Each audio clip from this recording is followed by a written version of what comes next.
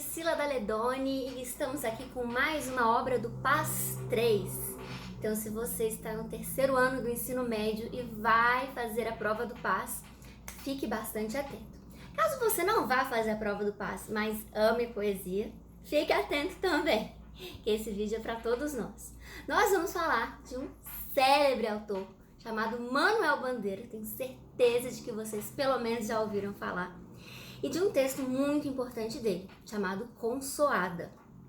O Manuel Bandeira, ele pertence ao modernismo brasileiro, mais especificamente à primeira e à segunda gerações. Peraí, como é que funciona isso? Que bagunça é essa, né? É primeira ou é segunda geração?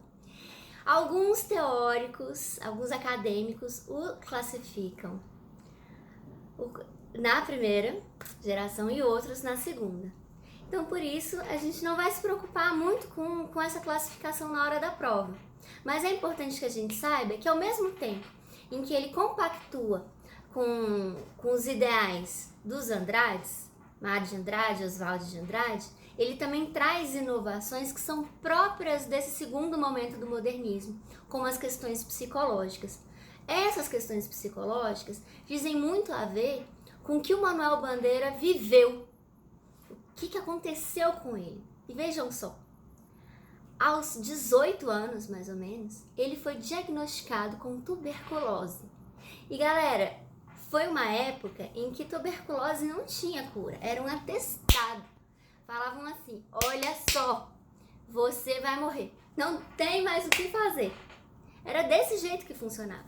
Então ele teve que elaborar essa morte que estava chegando a qualquer momento. Ela estaria aqui, tão próxima, tão unida a ele.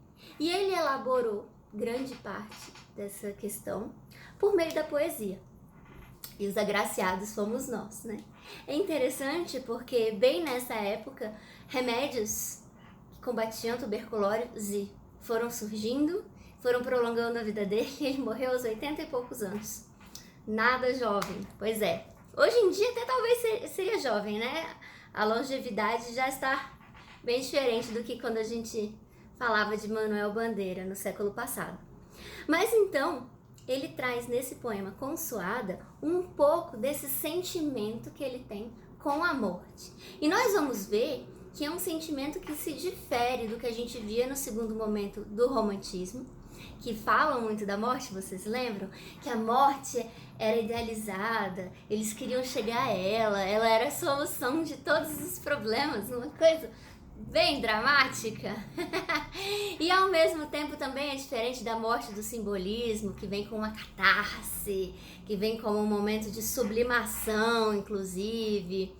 É uma morte bem particular, essa morte do Manuel Bandeira. Nós vamos ver como é que funciona aqui no texto. Para vocês poderem acompanhar, na descrição do vídeo tem o texto transcrito, então deem uma olhadinha enquanto eu leio aqui para vocês. Consoada. Quando a indesejada das gentes chegar, não sei se dura ou caroável, talvez eu tenha medo, talvez sorria ou diga, alô, iniludível, o meu dia foi bom, pode a noite descer. A noite, com seus sortilégios, encontrará lavrado o campo, a casa limpa, a mesa posta, com cada coisa em seu lugar. E esse é o poema da Consoada. Ele foi publicado numa obra chamada Opus 10. E a gente vai começar aqui a pensar acerca dele, a tentar entender. Então, para começar, esse vocabulário, né, consoada não é uma palavra muito utilizada, muitos ainda não devem ter entendido o sentido. Consoada é a última refeição, é a refeição da noite. É a janta, é o jantar. Seria essa consoada, o momento em que ele vai jantar. Então, a gente já está falando aqui de um período do tempo que indica a noite. E ele vai utilizar essa palavra noite, né? Pode a noite descer. E o que será que significa essa noite? A noite é o mesmo que a indesejada das gentes, que vocês podem perceber, Indesejada tá com letra maiúscula, e nós vamos falar sobre isso, sobre o que isso representa, por que ele fez isso. É Iniludível, A Noite, acho que são esses os termos que ele utiliza para falar da morte. Quando essa morte chegar, como é que vai ser? Não vai ser tão bom quanto os românticos pensavam. Não vai ser magistral, como os simbolistas diziam. Vai ser um momento cotidiano. Mas ele está se preparando para essa morte. E o poema indica toda essa preparação. Então ele está pensando, como é que vai ser? Eu vou ter medo? Eu vou sorrir? Ele ainda está pensando. E ele é um pouquinho irônico até, né? Alô, iniludível! Ele faz uma brincadeirinha, olha que bom humor que ele tem ao tratar da própria morte. Mas ele fala que a noite com seus sortilégios me lembra o filme da Branca de Neve, que tem uma parte que a bruxa fala dos sortilégios dela, são os feitiços. A noite e seus feitiços, porque à noite tudo é possível, na morte tudo é possível. Ela tem suas artimanhas, seus feitiços aí. E ele tá preparado para ela. Porque quando ela chegar em casa, pro jantar, a casa vai estar limpa. O campo tá lavrado, a mesa já está posta, preparada para esse jantar com a morte. Imagina só, jantar com a morte? Quer companhia mais diferente?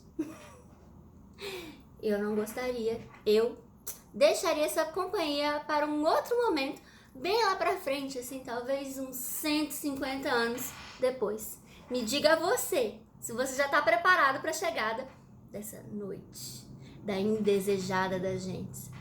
Então, o poema gira em torno disso. É ele esperando receber a morte.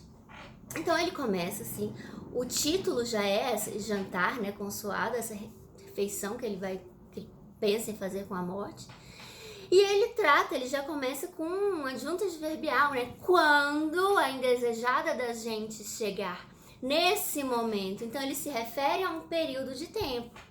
Quando isso acontecer, e aí ele traz entre parênteses algumas digressões, alguns pensamentos, uns comentários, né? Não sei se dura ou caroável.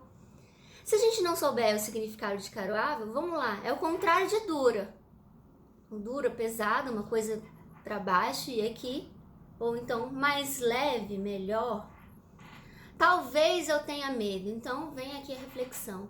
Dentro desse período de tempo, eu tenho um possível sentimento, ou eu tenho um possível comportamento de sorriso. Talvez eu tire um sarro, talvez eu tenha um bom humor de falar alô, iniludível. O meu dia foi bom, eu estou preparado, pode a morte chegar, pode a noite descer. À noite, aí ele faz esse comentário de novo, entre parênteses, essas digressões, comentários, a gente pode chamar dessas formas, falando um pouco, essa noite, seus sortilégios, seus feitiços. A morte parece um feitiço, né? É incrível. Encontrará o campo lavrado, a casa limpa, a mesa posta, encontrará tudo em seu lugar, pronto para que ela chegue, com cada coisa em seu lugar. A gente pode pensar nisso uma espécie de conformação, mas não um desejo, tá? Conformação sim, desejo não. A prova nossa pode sim se basear nessas questões. A gente vai ter um poema curto, então são poucas coisas para se tirar aqui, apesar de ele ser muito simbólico, trazer uma plurissignificação super valiosa. Mas a prova não pode fugir muito do que a gente conversou até agora. Dessas questões aqui relacionadas à morte, ao morrer, do preparo do eu lírico. Esse eu lírico que se confunde um pouco com o autor, quando a gente conhece a história do autor. E tudo isso dentro dessa gama de significados dos quais nós falamos. Eu falei que eu ia explicar a indesejada com letra maiúscula. O nome disso é maiúscula alegorizante. Quem usava muito esse tipo de recurso eram os simbolistas. Eles usavam muito sonho com letra maiúscula, misericórdia com letra maiúscula.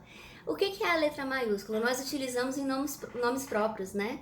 Então ela dá uma ênfase, a coisa dá uma importância, a coisa é um nome. Priscila tem letra maiúscula. Então ele colocou indesejada com letra maiúscula para dar uma ênfase a ela, assim como faziam os simbolistas.